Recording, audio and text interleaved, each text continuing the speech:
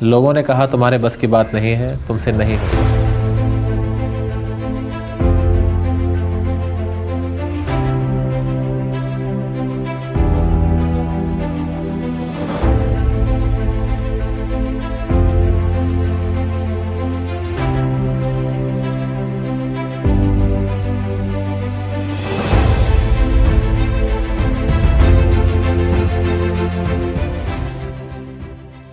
मैंने अपनी ज़िंदगी का सफ़र इसी घर से और इसी गांव से स्टार्ट किया। आज मैंने बहुत कुछ हासिल कर लिया, बहुत कुछ है मेरे पास, लेकिन सब कुछ होते हुए भी कुछ नहीं है, क्योंकि मेरे वालिदैन मेरे साथ नहीं है। एक टाइम ये था कि मेरे पास पैदल चलने के अलावा दूसरी कोई सवारी नहीं थी, इवन मेरे पास किराया नहीं होता था। मैंने बैरियर टाउन रावलपिंडी में सिविक सेंटर में एक रेस्टोरेंट भी बनाया।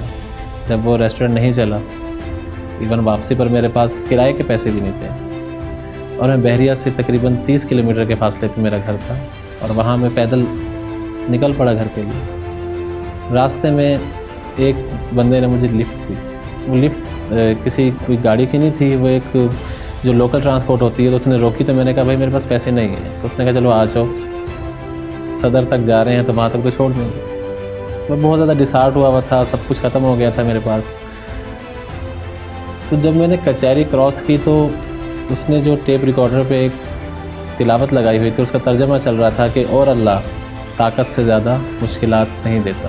तो उसके अंदर उस टाइम मेरे अंदर एक जज्बा पैदा हुआ कि अभी मुझ में हिम्मत है, मतलब मेरे अल्लाह ने जो मुझ पर डाला मुसीबतें, और वो अभी उससे ज़्यादा बर्दाश्त कर सकता हूँ। एक शेर में हमेशा पढ़ता था, हालात तो मुश्किल भी गुजर जाएंगे, लेकिन अहबाब के होंठों की हंसी याद रहेगी। और ये रियलिटी है। जो लोग मुझे 1 घंटे से ज़्यादा अपने घर में बर्दाश्त नहीं करते थे, आज वो लोग कहते हैं कि आप आते नहीं।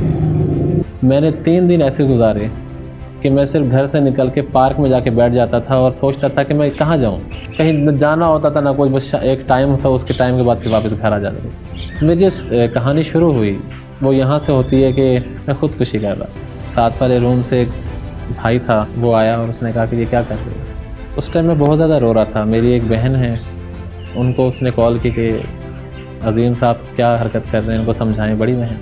तो जब उन्होंने मुझे कहा कि अज़ीम क्या हुआ, तो मैं उस टाइम रोने लग गया। उन्होंने मुझसे कहा कि बहनों के सामने भाई रोते नहीं, इंशाअल्लाह हालात बहुत सही हो जाएंगे। वो रोना इसलिए नहीं था कि मेरे हालात ख़राब थे, वो जो अहबाब के होंठों की हंसी थी वो मुझे खाएगा। तो अगले दिन एक भाई मेरे, जो आज मौजूद भी हैं मेरे साथ होते हैं, बड़े भाई, उन्होंने मुझे एक जॉब के लिए कहा कि आप जाके इंटरव्यू दे दें। मैंने उनसे कहा कि क्या काम है, तो उन्होंने कहा कि मार्केटिंग का काम है। मार्केटिंग का नाम सुन के मैंने कहा डोर टू डोर मार्केटिंग वाला कोई काम होगा, टारगेट्स होंगे। मैं नहीं गया। उन्होंने मुझे कॉल किया अगले दिन कि आप इंटरव्यू पर नहीं गए, तो मैं नहीं गया। अगले दिन उन्होंने कहा कि भैया मैंने एक अगले दिन का टाइम ले लिया है, अब आपने ज़रूर जाना है, एक बार हो के आ जाओ। तो मुझे दूसरे बहन भाइयों ने कहा कि यार हो के तो आ जाओ, एक बार देख लो कैसा काम है। तो मैं गया, ऑफ़िस मुझे अच्छा लगा। मैंने वहाँ से काम स्टार्ट किया।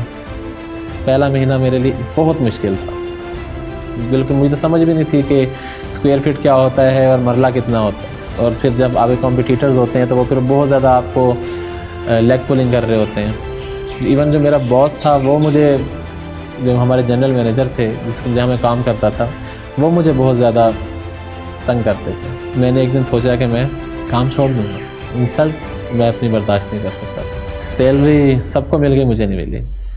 मैंने पूछा सर से जाके कि सर सैलरी, उसने कहा अज़ीम कल ले लेना। मैं घर चला गया। अगले दिन आया दोबारा।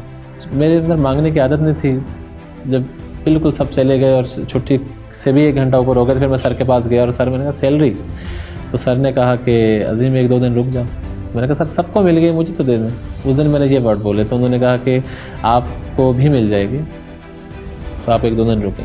ठीक है कि मैं ऑफिस से निकला, मेरे पास किराया नहीं था वापसी का। मैं अपने ऑफिस बैरियर टाउन फेज़ 7 से उठा, घर की तरफ जाने लगा, और चल कर इतना थक गया। और मैं डिफेंस चौक, मुझे आज भी वो, जब मैं वहाँ से गुज़रता हूँ तो मैं वहाँ ज़रूर देखता हूँ उस जगह को, कि वहाँ जाके मैंने पहली बार सांस लिया और मैं वहाँ रो पड़ा कि या अल्लाह, अगर मेरे नसीब में है तो मुझे दे दो, अब दे दो।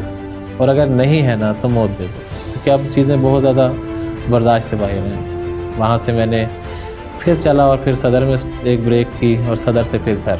और आप यकीन करें, मैं ये आज सबको बताता भी हूँ और जो भी मेरे मिलने जुलने वाले हैं वो जानते भी हैं ये कि मैंने अपने अल्लाह ताला से मांग कर ली। उस दिन के बाद से आज तक, ये कोई वैसे बात नहीं है कि सिर्फ वीडियो में बोलने तक की बात नहीं है, उस दिन से लेके आज तक मेरा अल्लाह मुझे दे रहे। मुश्किलात आती हैं, बिजनेस है, अप्स एंड डाउन होते हैं, लेकिन खुद ही मुश्किलात आती हैं और ख़ुद ही निकल जाती हैं, पता ही नहीं चलता, चाहे वो फाइनेंशियल हों या वैसे। तो अल्लाह ताला ने मेरा बहुत साथ दिया, अल्लाह के अलावा मेरा किसी ने। फिर अगले दिन मैं दोबारा से ऑफिस गया और मैं वहाँ जाकर मैंने सर से कहा कि सर मेरे पास कल वापसी का किराया नहीं था, अगर आप सैलरी दे देते तो मेरी इतनी मुश्किलात ना उठानी पड़ती। तो सर ने कहा मुझे पहले बताना था कि तुम्हारे पास किराया नहीं था। सर ने मुझे सैलरी दी, लेकिन उस टाइम मैंने सोच लिया कि अब अपना काम शुरू करना है, सैलरी के चक्कर में नहीं बैठना, अब सैलरी लेने वाला नहीं सैलरी देने वाला बनना।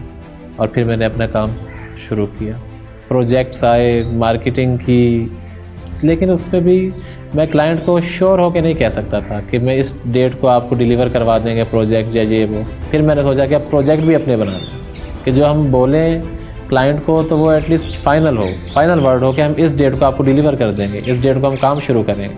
और वही हुआ कि जब मैंने अपना प्रोजेक्ट खुद स्टार्ट किया, था तो कुछ भी नहीं पास, लेकिन एक आइडिया था जिससे मैंने काम शुरू किया।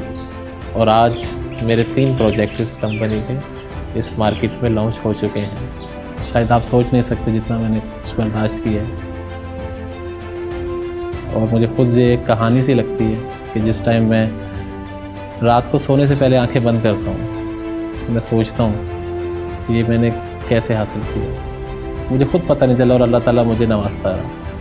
और कामयाबी के सफ़र में बहुत सारी मुश्किलात आई, लेकिन मैंने डट कर उनका मुकाबला किया। मुश्किल वक्त में मुश्किल फ़ैसले करके अपने काम को, अपनी कंपनी को मैंने अपने पाँव पर खड़ा किया।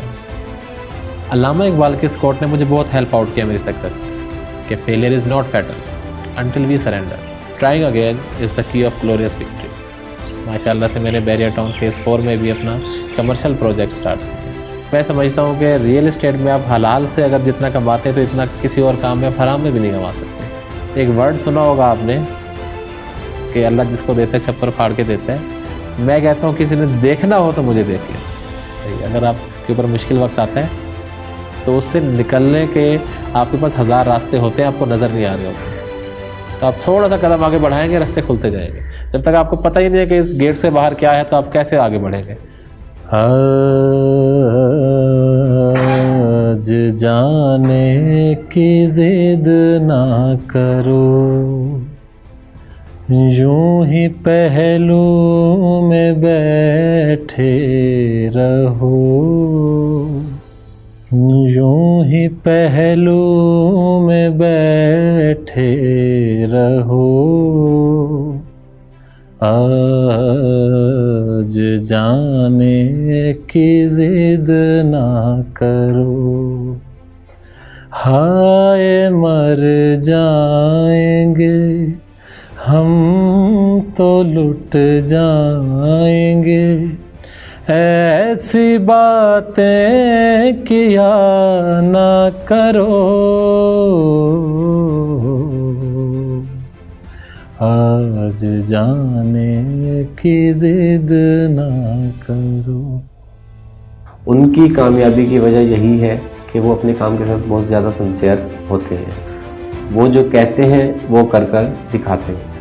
मेहनत करने से इंसान को हर चीज़ हासिल हो जाती है, वो चीज़ भी हासिल हो जाती है कि इंसान जिसके बारे में सोच भी नहीं सकता। और इसकी सबसे बड़ी मिसाल अजीम भाई हैं और वो सबके सामने है कि उन्होंने कितनी मेहनत की है और 0 से लेके फॉर्चूनर तक का सफ़र कैसे उन्होंने किया। हमें फ़ख्र महसूस होता है सैयद अजीम अब्बास ज़ैदी को देखकर। हमने उठने बैठने वाला एक छोटा सा बच्चा जिसको हम छोटा कहते थे, आज उसने अपनी मेहनत कोशिश काविश से इतना अपना नाम बनाया है।